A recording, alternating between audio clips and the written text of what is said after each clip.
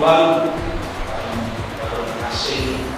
Nah, ini kami menghimbau kepada masyarakat, ajak masyarakat untuk apa?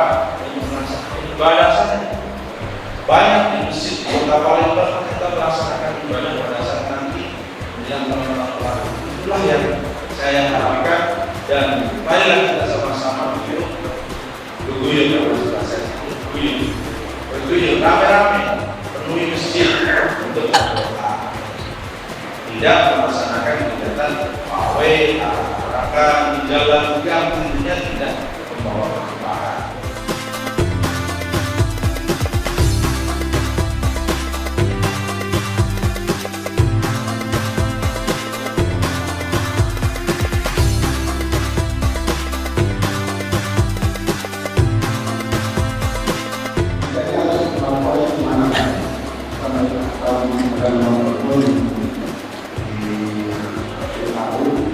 Biasanya kita menuju ke tinggal nanti WA nomor itu, insya Allah hampir secara keseluruhan tidak sampai 10 menit kita lakukan.